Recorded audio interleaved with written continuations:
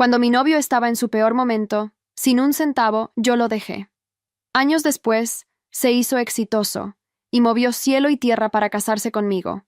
Todo el mundo decía que yo era su luz de luna blanca, su esposa más amada, hasta que empezó a traer mujeres distintas a casa todas las noches, rompiéndome el corazón y convirtiéndome en el hazmerreír de nuestro círculo social. Pero yo no lloré ni armé un escándalo. Me quedé en silencio, encerrada en el estudio, sin meterme jamás en sus asuntos. Eso lo volvía loco. Me besó con fuerza, exigiendo en voz baja: ¿No estás celosa? No tenía idea de que yo estaba enferma. Cada día que él pasaba vengándose de mí, yo lo pasaba contando en silencio cuántos días me quedaban por vivir. En el tercer año de mi matrimonio con Ethan Shaw, mantenía a una joven universitaria hermosa como amante. La chica se llamaba Chloe Shaw.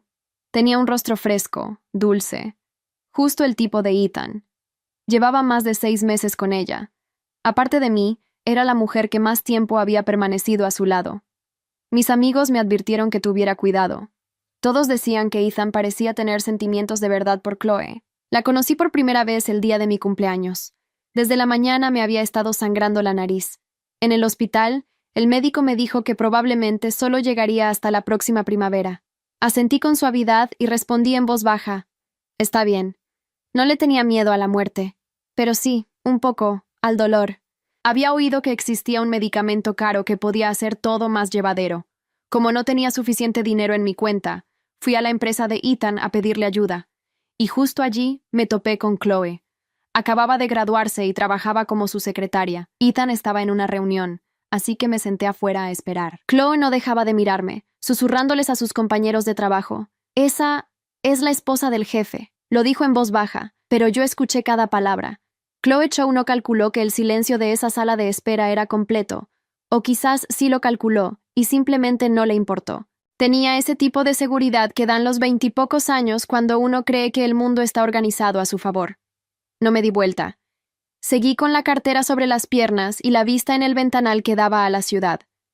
Era un martes gris, del tipo que no promete nada. Detrás de mí escuché risas discretas, murmullos.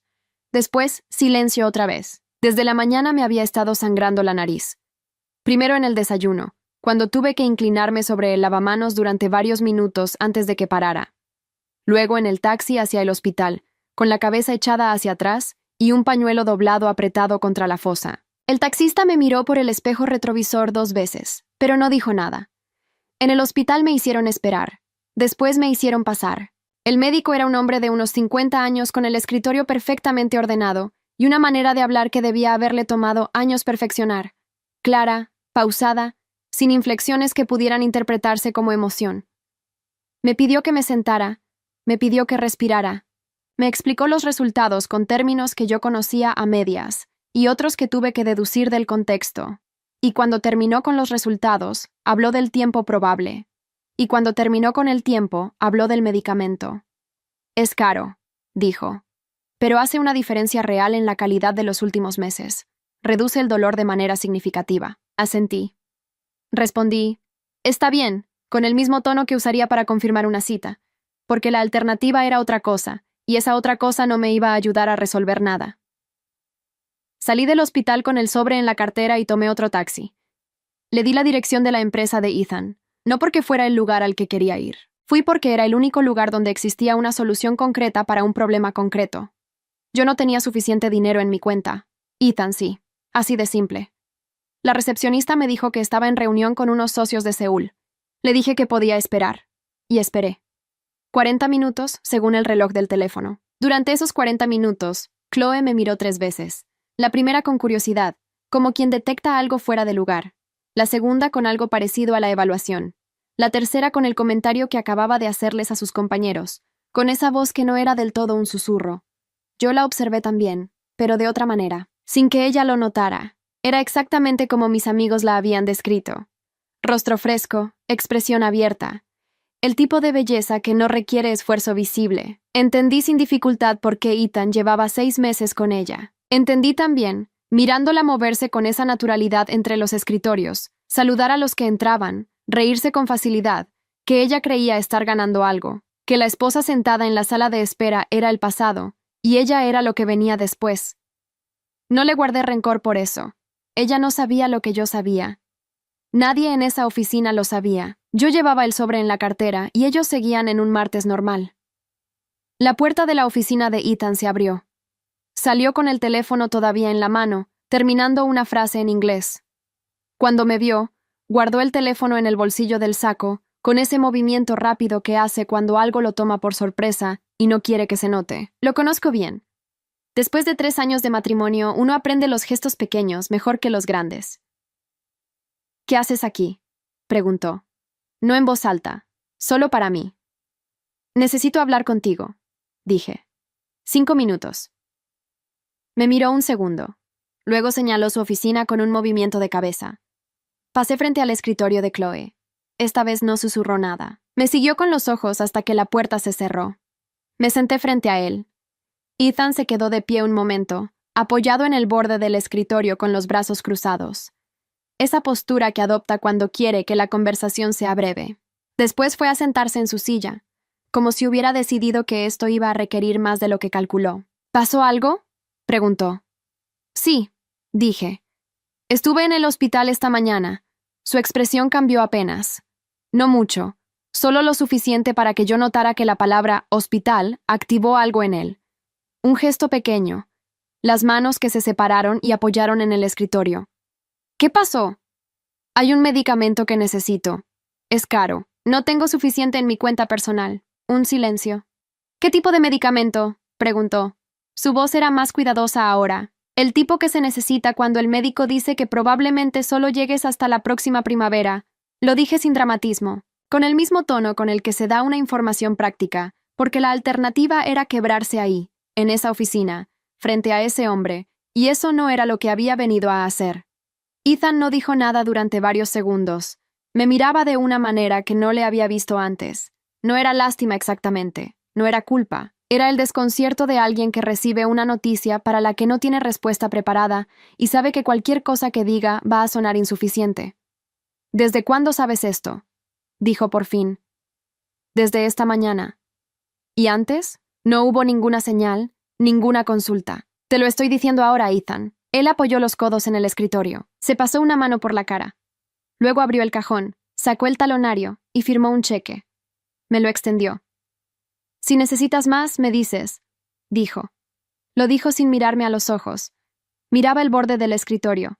Tomé el cheque. Lo revisé. Era suficiente para el medicamento. Suficiente para varios meses de tratamiento. Lo puse dentro del sobre que llevaba en la cartera, encima de las hojas del hospital. Gracias, dije. Me levanté. Él seguía sentado, con esa expresión que no sabía cómo clasificar. Por un momento pensé que iba a decir algo más, que iba a preguntarme qué pasaba ahora, qué necesitaba, si debía acompañarme, pero no lo hizo. Salí de la oficina. Chloe me observó cruzar la sala. Esta vez nuestras miradas se encontraron un segundo. Ella desvió los ojos primero. Bajé en el elevador sola. En la planta baja me detuve antes de salir. Afuera había empezado una llovizna fina. Saqué el cheque del sobre y lo revisé una vez más. Era suficiente. Lo guardé en el bolsillo interno de la cartera, separado del sobre. Salí a la lluvia. Esa noche, Ethan llegó pasadas las 11. Lo escuché entrar. Sus pasos en el pasillo. La puerta del baño cerrándose. No me levanté. Estaba en el estudio, con las 3 hojas del hospital extendidas sobre el escritorio bajo la lámpara. Las leí de nuevo. No porque no las entendiera, sino porque a veces uno necesita leer algo varias veces para que deje de sentirse ajeno a uno mismo. El médico había dicho, probablemente hasta la próxima primavera. Era octubre, 6 meses, quizás 7 con el medicamento funcionando bien. Doblé las hojas. Las volví al sobre. Guardé el sobre en el cajón más profundo del escritorio, debajo de unos recibos viejos que nadie revisaba. No lloré, no esa noche. Abrí el cajón de arriba. Saqué un cuaderno que había comprado hace 2 años con la intención de usarlo para algo y que nunca había tocado, y escribí en la primera página una sola línea. Lista de cosas que necesito resolver antes de irme. Lo cerré. Me fui a la cama. Ethan estaba en su lado, de espaldas a mí, como casi siempre. La habitación estaba oscura. Afuera seguía la lluvia. Pensé, tengo 6 meses, quizás 7. Eso es más de lo que tienen muchas personas. Es suficiente para hacer lo que necesito hacer. Todavía no sabía exactamente qué era eso, pero sabía que el cheque estaba en mi cartera. Y que a partir de mañana iba a dejar de esperar que Ethan me viera para comenzar a moverme. Dormí. A la mañana siguiente, Ethan se fue antes de las 7, sin desayunar, con esa prisa específica que tiene cuando alguien lo espera en un lugar que no es la oficina. Me quedé en la cama unos minutos más. Escuché el silencio del apartamento. Luego me levanté, hice café, y busqué en el teléfono el número de un abogado que una amiga me había recomendado 2 años atrás por un asunto de herencia. Lo había guardado pensando que nunca lo necesitaría. Marqué. Necesito una consulta, dije cuando atendió. Lo antes posible, si tiene disponibilidad. ¿De qué tipo de asunto se trata? Patrimonial, respondí. Planificación. ¿Esta semana le sirve? Hoy, si puede. Una pausa breve. A las 12, dijo. Le mando la dirección. Colgué. Terminé el café de pie junto a la ventana. El cielo seguía gris, pero la lluvia había parado. Tenía una cita a las 12. Tenía el cheque en la cartera. Tenía un cuaderno con una línea escrita. Era suficiente para empezar. El abogado se llamaba Rodrigo Mena. Su oficina era pequeña, en un edificio de 8 pisos sin nombre en la fachada. Una sala de espera con 3 sillas, una secretaria que no levantó la vista cuando entré, y una puerta de madera oscura con su nombre en una placa de metal. Me recibió a las 12 en punto. Era un hombre de unos 60 años, delgado, con anteojos de montura fina y una manera de escuchar que consistía en no interrumpir. Le expliqué la situación en el orden que me pareció más claro: el diagnóstico, el tiempo probable, los bienes del matrimonio y lo que quería hacer con los míos antes de que llegara la primavera. Cuando terminé, él abrió un cuaderno y empezó a anotar.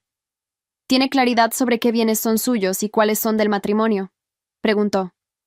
Tengo el apartamento que heredé de mi madre antes de casarme, una cuenta bancaria que abrí antes del matrimonio y que nunca mezclé con las cuentas conjuntas, y algunos ahorros propios acumulados en estos 3 años. ¿El régimen matrimonial? Separación de bienes. Él asintió y siguió anotando. Bien. Eso simplifica bastante las cosas. Los bienes previos al matrimonio y los adquiridos a su nombre son completamente suyos. Puede disponer de ellos como quiera, sin necesidad de notificar a su esposo. Quiero crear una fundación, dije. Él levantó la vista. ¿De qué tipo? Pequeña, para mujeres que necesiten apoyo económico puntual en situaciones de crisis, sin burocracia grande, algo que funcione después de que yo no esté. Él me miró un momento sin decir nada. Después volvió al cuaderno. ¿Quién la administraría? Una amiga, Jimena Paredes. Es contadora. Lleva años en voluntariados. Es la persona en la que más confío. ¿Ella sabe lo que usted está planeando? Todavía no. Quiero hablar con ella esta semana. ¿Y su esposo? ¿Sabe algo de esta consulta? No. Rodrigo Mena cerró el cuaderno por un momento y me miró directamente. Quiero asegurarme de entender bien lo que busca. No quiere que su esposo herede sus bienes propios. Correcto. ¿Hay testamento previo? No. Entonces, sin testamento. Por ley. Él hereda una parte. Necesitamos redactar uno cuanto antes. Por eso vine hoy. Él asintió. Necesito un inventario detallado de todo lo que está a su nombre. Escrituras, estados de cuenta, cualquier documento que acredite propiedad. ¿Puede traerlo esta semana? Puedo traerlo mañana. Perfecto. Hizo una pausa. ¿Tiene hijos? No. ¿Familiares directos aparte del esposo? Una hermana. Vivimos distanciadas desde hace años, pero si algo queda después de la fundación, prefiero que sea para ella. Él anotó. Después de varios minutos más de preguntas sobre montos y plazos, cerró el cuaderno. Voy a ser directo, dijo. Si el tiempo es el que el médico indicó, tenemos margen, pero no mucho. Le recomendaría que los documentos centrales estén firmados antes de que pasen 2 meses. El testamento, la constitución de la fundación y la designación de su amiga como administradora. 2 meses es manejable, dije. ¿Cómo está su salud ahora? ¿Puede moverse con normalidad, tomar decisiones, firmar? Sí. El medicamento lo recojo esta tarde. El médico dijo que al principio el proceso es más lento, que tendré tiempo. Entonces empezamos mañana con el inventario. Y esta semana hablé con Jimena. Necesito que ella venga a firmar algunos documentos también. Me levanté. Él también. Una pregunta más, dije antes de salir. Si mi esposo se entera de esto antes de que todo esté firmado, ¿puede hacer algo para bloquearlo? Él pensó un segundo. Bajo separación de bienes, no. Sus bienes propios son solo suyos. Él no tiene autoridad legal sobre ellos. Pero le recomiendo no comentarlo hasta que todo esté en orden. No porque pueda impedirlo, sino porque es más limpio así. Entendido. Salí a la 1:15. Caminé 3 cuadras hasta la farmacia donde había llamado antes de la consulta. Entregué la receta. Esperé 20 minutos. Pagué con el cheque de Ethan. Guardé los medicamentos en la cartera, junto al sobre del hospital. En el taxi de regreso saqué el cuaderno y escribí debajo de la primera línea. 1. Hablar con Jimena. 2. Llevar documentos a Rodrigo Mena. 3. Firmar testamento. 4. Nombre para la fundación. 4 puntos. Guardé el cuaderno. Pensé en el apartamento de mi madre, que siempre mantuve a mi nombre sin mezclarlo con nada de Ethan. Casi por instinto, sin razón clara en ese momento. Quizás siempre supe que lo necesitaría. El taxi se detuvo frente al edificio. Subí. Ethan no estaba. Su chaqueta tampoco colgaba en la entrada. Fui al estudio. Puse los medicamentos en el cajón junto al sobre del hospital y abrí la laptop. Busqué el correo de Jimena. Ximena, necesito verte pronto. Esta semana si puedes. Es importante. Lo envié. Apagué la pantalla. La lista tenía 4 puntos. Era un comienzo. Ximena respondió el correo esa misma noche. Un mensaje corto. Mañana a las 10. En el café de siempre. Llegué antes que ella. Pedí agua y esperé. Ximena entró a las 10:02 con su bolso grande al hombro y esa manera suya de caminar rápido, como si siempre llegara tarde aunque no llegara tarde. Se sentó, pidió un café y me miró. ¿Qué pasó?, preguntó. No era del tipo que rodea las cosas. Le conté todo en orden. El sangrado de la nariz, el hospital, lo que dijo el médico, el medicamento, la visita a Rodrigo Mena, la fundación. Ximena no me interrumpió en ningún momento. Cuando terminé, se quedó en silencio unos segundos. Tenía las manos alrededor de su taza, pero no había tomado nada. ¿Cuándo te enteraste?, dijo. Anteayer. ¿Y Ethan? Le dije lo del diagnóstico cuando fui a pedirle el dinero para el medicamento. Nada más. Ella asintió despacio. Conozco a Ximena desde hace 9 años. Sé cuándo está procesando algo y cuándo está a punto de decir lo que realmente piensa. En ese momento estaba procesando. ¿Qué necesitas de mí?, preguntó. Que administres la fundación, después de que yo no esté. Silencio. ¿Ya está constituida? Todavía no. Rodrigo Mena está preparando los documentos. Necesita que vayas a firmar como administradora designada. Esta semana si puedes. Ximena apoyó la taza en el plato. ¿Cómo se va a llamar? Todavía no sé. Estaba pensando en algo con el nombre de mi madre. Ella fue quien me dejó el apartamento que voy a transferir como patrimonio inicial. ¿Vas a transferir el apartamento? Sí. Es lo más grande que tengo a mi nombre. El resto son cuentas y ahorros, pero el apartamento le da solidez a la fundación a largo plazo. Ximena me miraba con esa atención que tiene cuando está calculando algo en silencio. ¿Y dónde vas a vivir tú mientras tanto? Sigo en el apartamento con Ethan. La transferencia no es inmediata. Rodrigo dice que tenemos tiempo de organizarlo bien antes de que se formalice. ¿Ethan sabe algo de la fundación? No, y no necesita saber. Bajo separación de bienes, el apartamento es mío. Lo que haga con él no requiere su autorización. Ximena asintió. ¿Qué pasa con él cuando tú ya no estés? Nada. Hay testamento. Lo que es mío va a la fundación y a mi hermana. Lo que es del matrimonio se divide según el régimen. Él no toca nada de lo mío. Ella guardó silencio un momento. ¿Tu hermana sabe algo? Todavía no. Primero quiero que los documentos estén en orden. Después le escribo. Ximena tomó el café por fin. Lo dejó en la mesa y me miró de frente. Voy a hacer lo que me estás pidiendo, dijo. Pero necesito decirte algo primero. Dime, si en algún momento quieres hablar de todo esto más allá de los documentos y los plazos, yo estoy. No tienes que manejarlo sola. Lo sé. ¿Estás manejándolo sola? Lo pensé un segundo. Por ahora sí. Es más fácil así. Ella no discutió eso. Solo asintió. ¿Cuándo necesita Rodrigo que vaya? Esta semana si puedes. Jueves o viernes. El jueves puedo a las 4. Te mando la dirección. Pedimos la cuenta. Mientras esperábamos, Ximena sacó su agenda y abrió una página nueva. El nombre, dijo. Para la fundación. ¿Cómo se llamaba tu madre? Lucía. Ella escribió el nombre en la página. Yo lo escuché en voz alta por primera vez y supe que era el correcto. Pagamos. Salimos juntas a la calle. Hacía frío. Uno de esos fríos secos de octubre que llegan de golpe. ¿Cómo está Ethan con todo esto?, preguntó Ximena antes de despedirse. Normal. Sigue con su vida. Ella me miró. ¿Y eso no te afecta?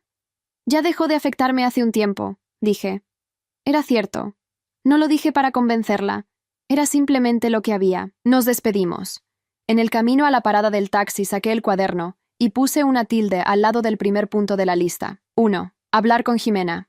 Quedaban 3 puntos. Esa tarde, de regreso en el apartamento, Ethan estaba en la sala cuando entré, en el sofá, con el teléfono en la mano.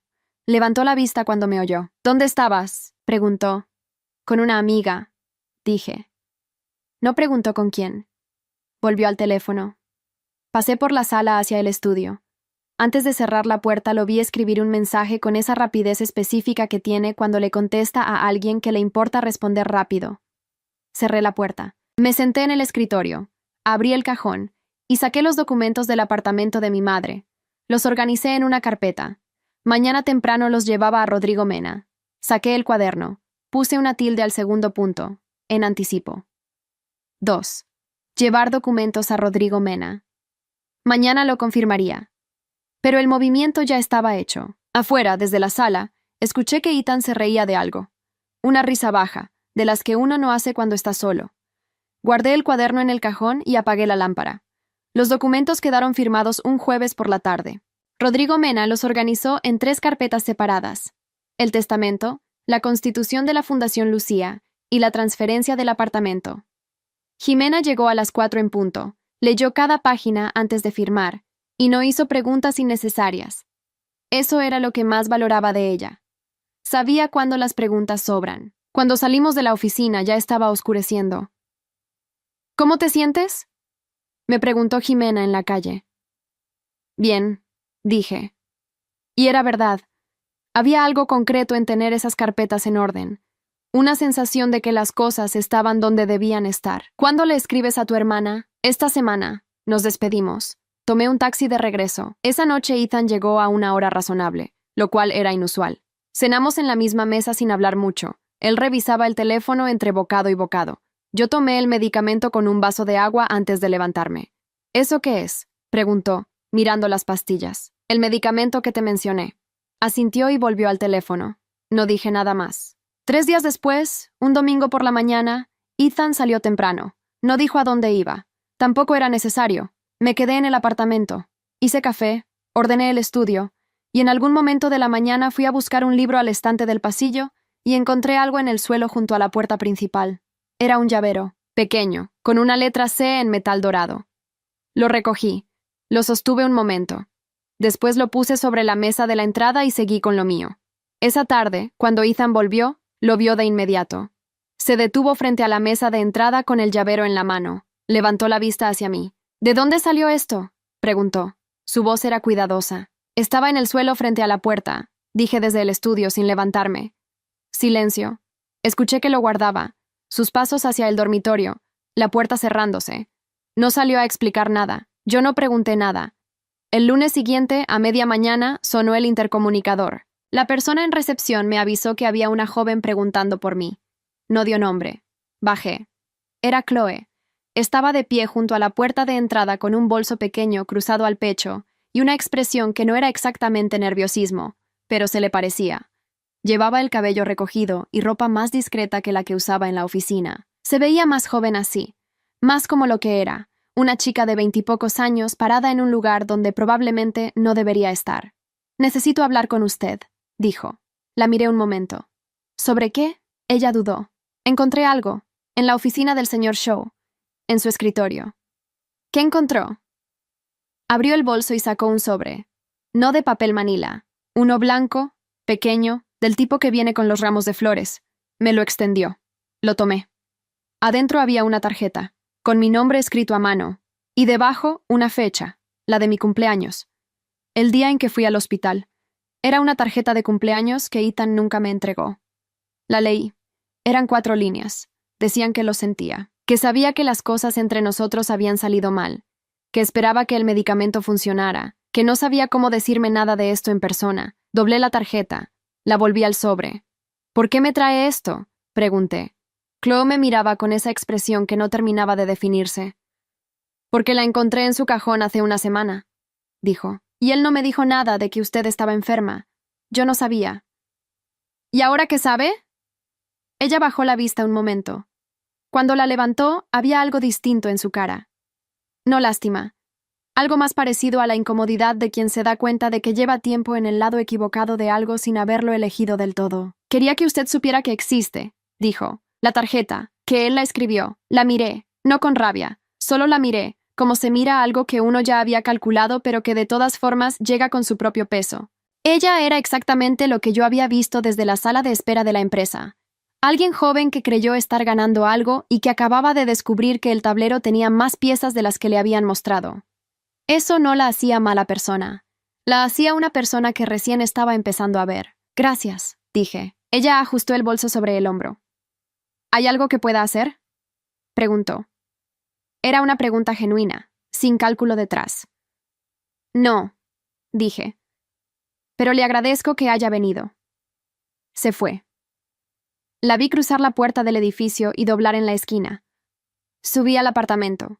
Puse el sobre encima del escritorio. Me senté. La tarjeta no cambiaba nada de lo que estaba haciendo. Los documentos estaban firmados. La Fundación Lucía existía en papel. El testamento también. Todo lo que necesitaba estar en su lugar ya estaba. Pero algo en esas 4 líneas me decía que Ethan sabía más de lo que mostraba. Que detrás de la indiferencia de los últimos días había algo que no había logrado terminar de enterrar.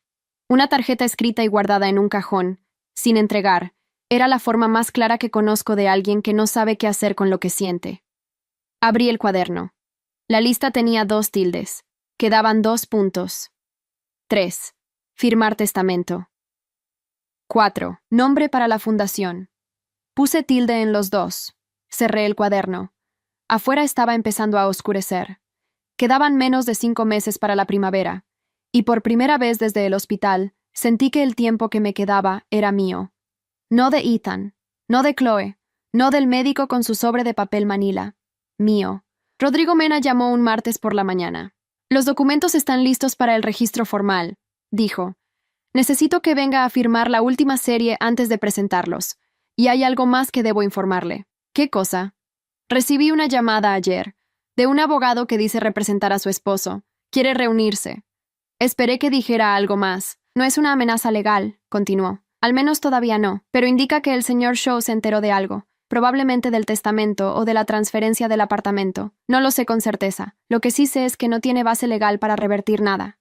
Bajo separación de bienes, usted actuó dentro de sus derechos en todo momento. Lo que puede hacer es complicar los tiempos, generar fricciones, intentar negociar, nada más. ¿Cuándo quiere reunirse? Esta semana. Propuse el jueves. De acuerdo, voy a estar. Colgué. Me quedé un momento junto a la ventana. Afuera el cielo estaba despejado. Uno de esos días de noviembre que engañan con la luz. Pensé en Ethan, en la tarjeta que guardó en el cajón sin entregarme. En los últimos días, cuando llegaba a casa a hora razonable y cenaba en la mesa sin mirar el teléfono todo el tiempo. Pequeños cambios que yo notaba sin comentar. Fui al dormitorio, abrí el closet y saqué el traje gris que usaba para reuniones importantes en los primeros años del matrimonio. Me lo probé frente al espejo. Sí, era lo correcto para el jueves. Ethan llegó esa noche antes de las 8. Entró, colgó la chaqueta y fue directo a la cocina. Yo estaba en el estudio con la puerta entreabierta. Lo escuché moverse, después sus pasos acercándose. Golpeó el marco con los nudillos. ¿Podemos hablar?, dijo. Lo miré. Estaba apoyado en el marco con los brazos cruzados. Tenía esa expresión que pone cuando quiere parecer tranquilo, pero no lo está del todo. Pasa, dije. Se sentó en la silla frente al escritorio. Mi abogado me llamó, dijo. Me dijo que estás transfiriendo el apartamento de tu madre a una fundación. Así es. ¿Cuándo decidiste eso? Hace unas semanas. ¿Por qué no me dijiste nada? Porque no era necesario. El apartamento está a mi nombre. Siempre estuvo a mi nombre. Somos un matrimonio. Con separación de bienes, dije. Eso fue decisión tuya, Ethan. En su momento dijiste que era lo más ordenado para ambos. Él no respondió a eso. ¿Qué es la fundación?, preguntó. Se llama Fundación Lucía. Es para mujeres en situación de crisis económica. La va a administrar Jimena Paredes. Silencio. ¿Y el testamento?, dijo. Lo miré. ¿También te informaron del testamento? Mi abogado hizo averiguaciones. Entonces ya sabes lo que hay en él. Él apoyó los codos en las rodillas. No heredo nada de lo tuyo, dijo, no como pregunta. Correcto. ¿Por qué? Era una pregunta que merecía una respuesta honesta. Porque lo que es mío lo construí antes de ti o lo heredé de mi madre, y quiero que sirva para algo después de que yo me vaya. Una fundación sirve. Tú no necesitas ese dinero. Tienes tu empresa, tus cuentas, tus propiedades. Estás bien. Él me miraba sin decir nada.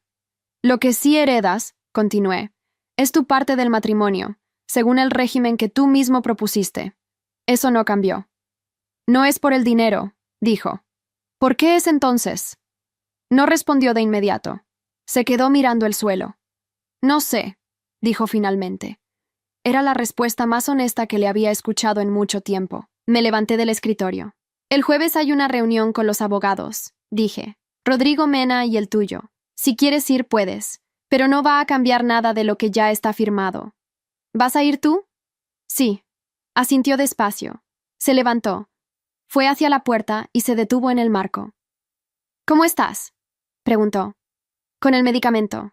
Con todo. Era la primera vez que lo preguntaba directamente desde el día en que fui a la empresa. Estable, dije. El medicamento está funcionando. Asintió una vez más. Salió. Escuché sus pasos en el pasillo. La puerta del dormitorio. Me senté de nuevo. Abrí el cuaderno. La lista tenía 4 tildes. No quedaba nada sin marcar. Lo cerré y lo guardé en el cajón. El jueves, la reunión duró 40 minutos.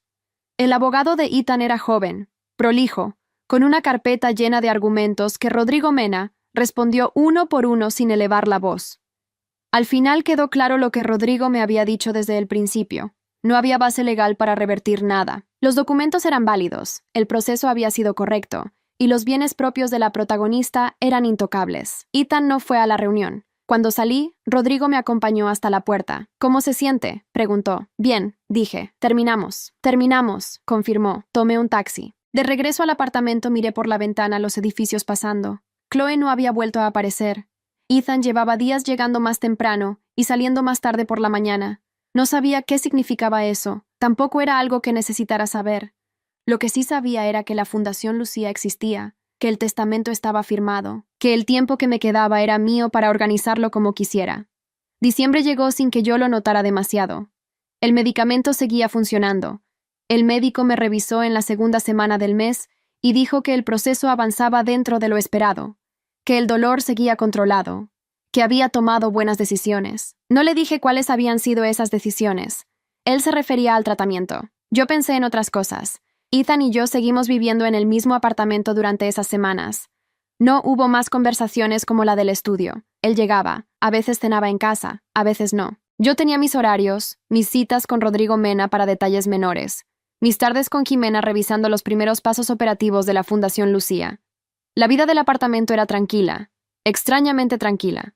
Una tarde de mediados de diciembre, Ethan llegó antes de que yo volviera de donde Jimena. Cuando entré, estaba sentado en la sala sin el teléfono en la mano, solo sentado. Me miró cuando entré. Chloe renunció, dijo. ¿Cuándo? Hoy. Mandó un correo esta mañana, sin aviso previo. No respondí nada. Me senté en el sillón frente a él. ¿Sabes algo de eso?, preguntó. No, dije. Era verdad. Chloe no me había escrito ni había vuelto al edificio desde aquella vez. Él me miró un momento más. Después asintió y bajó la vista. ¿Qué vas a hacer?, pregunté. Buscar a alguien más para el puesto, supongo. No dijo nada de Chloe como persona, solo del puesto. Lo noté, pero no lo señalé. Me levanté y fui al estudio. 3 días antes de Navidad le escribí a mi hermana. No era un correo largo. Le decía que estaba enferma, que los papeles estaban en orden, que había una parte de la herencia reservada para ella. Le daba el contacto de Rodrigo Mena. Le decía que no necesitaba responder de inmediato. Respondió al día siguiente. Un mensaje corto. Voy para allá. Llegó el 23 de diciembre por la tarde. Se llamaba Renata. Llevábamos 4 años sin vernos por una discusión que en ese momento ya no importaba recordar en detalle. Cuando abrí la puerta y la vi con su maleta en la mano, ninguna de las dos dijo nada por unos segundos. «Entra», dije. Entró. Ethan no estaba esa tarde. Renata y yo nos sentamos en la cocina y tomamos café. Le conté todo con el mismo orden que se lo había contado a Jimena y a Rodrigo Mena. Ella escuchó sin interrumpir, con las manos alrededor de la taza. Cuando terminé, dijo: «¿Cómo estás realmente?» «Bien, mejor de lo que esperaba estar». «¿Y Ethan?» «Sigue aquí, por ahora». Ella me miró. «¿Quieres que se vaya?», lo pensé. «No, no me molesta que esté. Ya no me afecta de la misma manera». Renata asintió. No preguntó más sobre él. Se quedó hasta después de Año Nuevo. Durmió en el cuarto de huéspedes. Por las mañanas tomábamos café juntas antes de que yo tomara el medicamento. Por las tardes salíamos a caminar. No hablábamos todo el tiempo. A veces caminábamos en silencio y eso estaba bien. Ethan las conoció el segundo día. El saludo fue breve y correcto. Después él siguió con su vida y Renata siguió con la nuestra. En enero, Ethan me pidió hablar. Nos sentamos en la sala. Él tenía los codos en las rodillas, igual que aquella noche en el estudio. «Quiero preguntarte algo», dijo. «Y quiero que me respondas con honestidad. Pregunta, ¿hay algo que pueda hacer?» «En este momento, por ti». Lo miré. Era una pregunta distinta a todas las anteriores. No sobre el testamento ni la fundación. Era más simple que todo eso. No, dije. Ya está todo resuelto. No me refiero a los papeles. Lo sé. Silencio. Entonces no, dije. No hay nada. Pero te agradezco que preguntes. Él asintió. Se quedó sentado un momento más sin decir nada. Después se levantó y fue a la cocina. Esa noche escuché que llamaba a alguien por teléfono. No a Chloe, cuyo número ya no marcaba desde diciembre. A quién era no lo supe. Pero habló durante mucho tiempo en voz baja, y eso tampoco era algo que yo necesitara saber. La primavera llegó en marzo. El médico me revisó la primera semana y dijo que habíamos llegado al límite que él había estimado, pero que el medicamento había funcionado mejor de lo esperado, que podría tener algunas semanas más, que era difícil precisar. Asentí. Dije, está bien, igual que la primera vez. Volví al apartamento. Renata estaba en la cocina. Jimena había pasado esa mañana con los primeros reportes de la Fundación Lucía. 3 mujeres ya habían recibido apoyo del fondo inicial. Me los mostró en una hoja impresa. Nombres, situaciones, montos. Concreto y real. Esa tarde, Ethan llegó y se detuvo en la puerta del estudio. ¿Cómo te fue en el médico? Bien, dentro de lo esperado. Me miró desde el marco de la puerta. Tuve la sensación de que iba a decir algo importante, pero solo asintió y siguió caminando. Me quedé sola en el estudio. Afuera el sol entraba por la ventana con esa luz de marzo que ya no tiene el gris de octubre. Puse la mano sobre el escritorio. Debajo, en el cajón, estaban las carpetas de Rodrigo Mena, el cuaderno con la lista de 4 tildes, el sobre del hospital. No lo abrí. No necesitaba leerlo de nuevo. Ya sabía lo que decía. Y todo lo que tenía que estar resuelto, estaba resuelto. Chloe no volvió. Ethan seguía en el apartamento, más callado que antes, haciendo preguntas que antes no hacía. La Fundación Lucía funcionaba. Renata estaba en la cocina. Nada de eso había ocurrido porque alguien me lo dio. Había ocurrido porque en el momento más difícil de mi vida, en lugar de quedarme quieta esperando que alguien me viera, abrí un cuaderno y escribí una lista. Y la cumplí.